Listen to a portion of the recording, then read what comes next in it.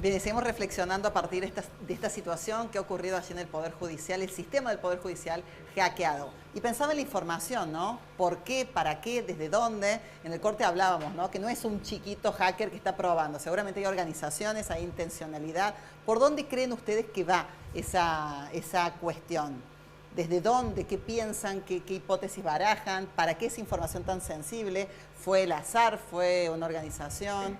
¿Qué es lo que creen al respecto? Estamos en la búsqueda de información justamente. Eso le hemos pedido al Tribunal Superior de Justicia, que queremos saber qué pasó, por qué se dio este ataque, cuál es el motivo por el cual el sistema se vio afectado a consecuencia de este virus, y lo que decía el doctor Piazza, ver que no se afecte la institucionalidad del Poder Judicial. Y vos lo dijiste en un momento de la entrevista, hoy la justicia está en crisis, la institución justicia, la sociedad la está cuestionando, y esto es algo que afecta directamente a la justicia y a la credibilidad de la justicia. Entonces, debemos todos los que somos parte de la vida judicial, de abogados, abogadas, trabajadores y demás, empatizar con la sociedad y trabajar justamente para lograr un mejoramiento del servicio de justicia. Obviamente esta situación genera mayor responsabilidad de parte de los dirigentes, que estamos con un rol de mucha responsabilidad, tratar esta temática con mucha responsabilidad y mucha institucionalidad, porque hoy está en jaque el Poder Judicial de Córdoba, y la información que está contenida en todos los sistemas informáticos del Poder Judicial, volviendo a decir, es información muy sensible. Es información de la ciudadanía, información de grandes empresas, hay pleitos donde hay mucho dinero en juego, y bueno, debemos saber qué pasó. Por eso es importante la investigación que está llevando adelante la Fiscalía de Cibercrímenes del doctor Pinic, que nos va a llevar claridad respecto de dónde vino ese ataque, quién lo realizó, cuál fue la finalidad y qué se buscaba con ello. ¿Qué pasa con los trabajadores del Poder Judicial? ¿Se han planteado capacitaciones, por ejemplo, para ser cuidadosos a la hora de utilizar ese sistema? Porque se plantea dentro de las hipótesis que alguien habría ingresado un mail en la Fiscalía de Jesús María, es decir, responsabilizando a un trabajador. ¿Ha habido una mirada sensible sobre eso? No, ha habido mucha información, creo que incorrecta, que circula por redes y demás, que un simple mail abierto por un compañero creo que no ha sido. Para eso los sistemas defensivos del sistema en sí han venido funcionando siempre, creo que no pasa por ahí. En el caso nuestro, creo que debería haber alguna información, estamos a la búsqueda de eso, un diagnóstico de las áreas técnicas, informáticas y de las empresas que asisten al Poder Judicial, para saber hasta qué grado hay vulneración de los datos, porque como decían los doctores, yo no sé aún si realmente hay vulneración o esos datos no se han apropiado. Habrá que ver si eso ocurrió o no ocurrió. Y también están involucrados los datos de los casi 9.000 agentes del Poder Judicial, entre empleados, funcionarios y magistrados. Obviamente que nos interesa, pero lo primero, lo decían muy claro acá, primero es saber que tenemos la institucionalidad, un poder público que funcione normalmente, después tenemos todos los derechos afectados, entre los cuales están también los datos personales, y obviamente que nos interesa saber qué pasó, pero para eso hay que aguardar este diagnóstico que se haga y que se haga público, y además saber hasta dónde llegó y cómo se puede superar. ¿Y cómo se contiene todos los frentes, ¿no? Los abogados que representan a los particulares, ustedes que tratan directamente con esos particulares que necesitan soluciones, necesitan respuestas, necesitan que sus denuncias vayan en curso. ¿Cómo se trabaja en eso, ¿no? Lo estrictamente humano. Hay una cosa que me parece que dispara lo que planteaba Luis respecto de cómo funciona, cómo opera la incorporación de tecnología. Hemos hablado de todas las cosas que nos importan hoy en la coyuntura, pero esto es también importante porque en el Poder Judicial, como en muchas otras instituciones, está esa idea del descarte de incorporamos la tecnología superó todo, no nos hacen falta más, y ese es el lenguaje que se usa en el Poder Judicial. Descartemos las áreas administrativas, descartemos los notificadores. Hoy tienen que recurrir a todos esos recursos para poder sostener el Poder Judicial. Creo que es válida la reflexión, y me parece que es muy importante. La tecnología y la incorporación de tecnología tiene que ser conducida por seres humanos, y no podemos descartar a nadie, y hay que tener un rol importantísimo, y me parece que eso está un poco en la cabeza de las autoridades de muchos poderes y del Poder Judicial también. Creo que eso nos tiene que llevar a pensar en cómo se incorpora la tecnología. En nuestro lugar, obviamente, la institución con mucho compromiso del directorio, conteniendo a nuestros colegas ante las dudas que surgen hora a hora, minuto a minuto, en permanente comunicación con las autoridades judiciales, se dictan acordadas a cada rato, tratando de llevar cierta certeza respecto de cómo estamos transitando este proceso de incertidumbre y con mucha expectativa de cara al lunes, porque está en juego, y yo hablo del lado de la abogacía organizada, está en juego nuestro trabajo también, porque dependemos 100% de la actividad jurisdiccional, de la actividad tribunalicia, y sin poder nosotros tramitar nuestras causas, no podemos trabajar y ejercer la profesión. Y nuestra responsabilidad también está en juego porque representamos a ciudadanos que necesitan que sus derechos sean representados, sean ejercidos. Y bueno, el Colegio de Abogados ha dispuesto sesión permanente del directorio, ha dispuesto un canal de comunicación directa. Hemos canalizado la información oficial porque hay mucha fake news, hay mucha desinformación también. Hay actores que están generando una situación de caos aún mayor.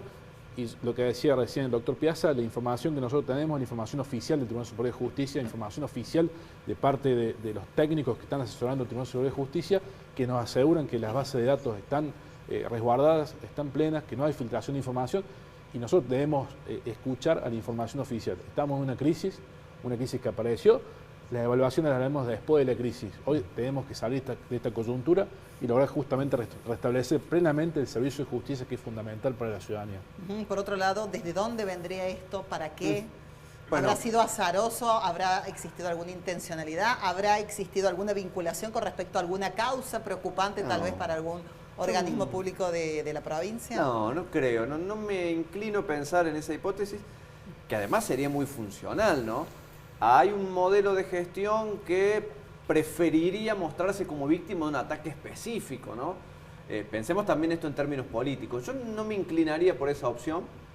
Ataques como este ransomware, este en particular, este .play, bueno, también lo puede explicar Eduardo, es muy nuevo, tiene 2 meses, hay antecedentes en Alemania. El mail usado replica muy bien, si no es el mismo, usado en Alemania también. Como tal, como novedoso, continuará evolucionando, pero ataques de este tipo suceden todo el tiempo. A empresas particulares, a pymes, que muchas veces son las que tienen que pagar porque por ahí no tienen esta capacidad de resolución inmediata. Yo no me inclinaría por la hipótesis de algo...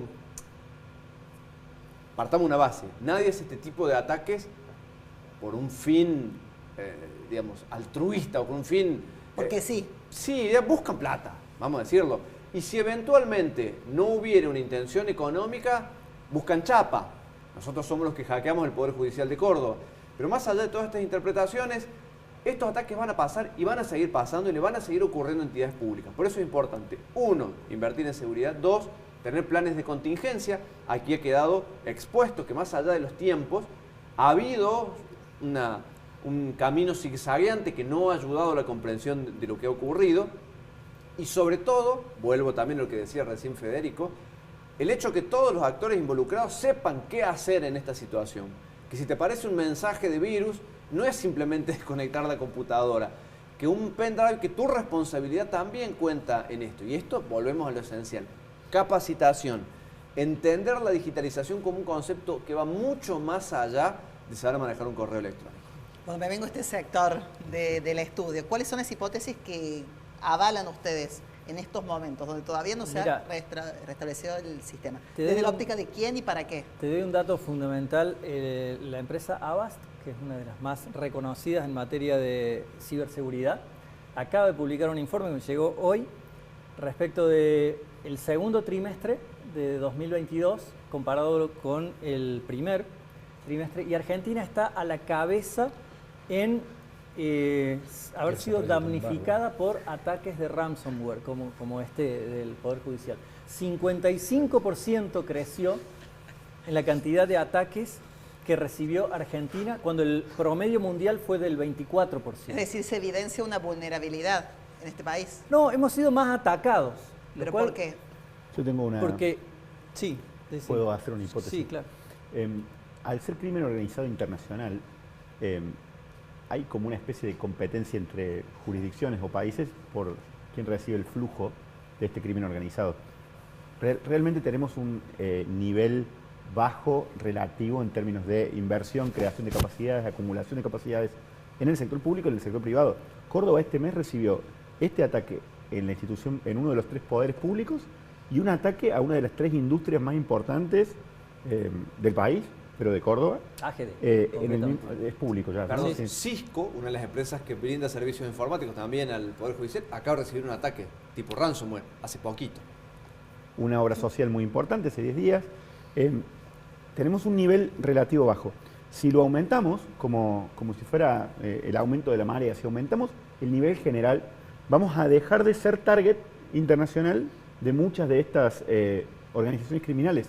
Quiere decir que, por eso digo yo ese tipo de acuerdo multisectorial, si realmente lo hacemos a esto en serio, si un concurso en la universidad o en tribunales está disputado, no va a cambiar tanto el servicio de justicia, pero si no hacemos bien esto, yo decía el ciudadano digital de la provincia, por ejemplo, el CIDI, el CIDI, que creo que tiene, no quiero, a todos les puede pasar, pero creo que tiene un mecanismo bastante robusto. ¿Robusto para bien, para mal? Para bien. Sí. Bien. Los registros digitales, los libros digitales de las empresas, de las pymes cordobesas, de las SAS, los libros que se llevaban manualmente están en el cloud del gobierno. Si el Poder Ejecutivo recibiera un ataque, no solamente impactaría sobre el poder público, sino sobre el sector privado de la provincia de Córdoba, por ejemplo. Esto que dice Andrés... Quiero creer que no va a pasar, pero hay que levantarle el nivel general a la seguridad de la información, y no solo con inversión, sino con política, mirando lo macro, que es algo que, bueno, es la parte que puedo agregar yo, digo, conceptualmente, ¿no? Es algo que no estamos haciendo. Hoy las inversiones son arrestos individuales, contrataciones de servicios. Claro, tomárselo en serio. Argentina ha recibido, como les decía, casi más del doble del promedio de ataques informáticos. Tiene que ver justamente porque la ciberdelincuencia detecta en la Argentina mayor vulnerabilidad. Y esto no tiene que ver específicamente solo con políticas públicas. Tiene que haber una conjunción de instancias público-privadas de elevar el nivel de ciberseguridad del país. Recién Andrés mencionó el CECIR. ¿Qué es un CECIR? Básicamente es un centro de respuesta temprana para prevenir y solucionar ataques informáticos. Córdoba tiene recién desde hace muy poquito, ¿no? 2 meses. 2 meses. Es decir, estamos tramitando y bueno, gestionando información muy sensible desde hace ya al menos un par de años, y recién desde hace 2 meses tenemos una instancia para prevenirnos y responder a incidentes. Y responder Bien, a vamos incidentes. día 9 de esta situación. ¿En qué día hay que pensar apocalipsis total? No, perdón, de acuerdo a tu mirada. No, día 9 es el lunes, Sí. es el domingo. ¿Cuántos días? Pero Lo ¿en que- qué lo día que ya dice- uno comienza a preocuparse más todavía? Como diciendo esto, Yo pensaba, cada, Chaco estuvo cada 10 minuto días. que pasa, ¿cómo? Chaco estuvo 10 días. Bueno, ¿cuántos días y nos empezamos a preocupar de acuerdo a tu mirada, Luis? Ya es preocupante. Tenemos una perspectiva de Sí. solución cercana, pero ya es preocupante, porque, insisto, hay que pensar esto más allá de la afectación del sistema de justicia, que es gravísimo, por supuesto, en los 3 Sí. pilares, pero hay que empezar a pensar esto más allá de quién es víctima, y hay que incorporar algunas cuestiones. No es ni más ni menos que delincuencia con fines digitales o con medios digitales.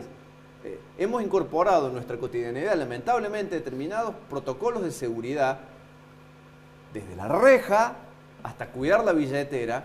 Bueno, también nosotros como usuarios individuales tenemos que empezar a incorporar esas prácticas. Pensemos instituciones que son capitales para el funcionamiento de nuestra democracia. Les agradezco. yo una positiva. Sí, Creo una que positiva. cada minuto a que- 2 minutos de terminar, doctor. cada minuto que pasaba, Sí. yo sentía que era más preocupante. Sí. Con información que fluye pareciendo que se va a restaurar, respiramos. Si el lunes no tenemos muchas noticias, volvemos a agregarle preocupación. El lunes el plazo entonces, doctor. Y sí, yo diría. Sí, El yo lunes. también tengo una mirada positiva respecto de que esto no deja de ser una instancia de aprendizaje. Bien. Confío en que se va a restablecer el funcionamiento del sistema y que además nos va a dejar una instancia de aprendizaje muy importante. Bueno, ojalá que sí. Gracias a Placer. todos por venir, sumamente amables, por A vos, brindar Silvia. su reflexión desde los distintos sectores involucrados. Han sido muy amables, ¿eh? Por favor. Nos vamos al corte, el último de esta redacción abierta. Ya Perdón, venimos. perdón, me cuesta.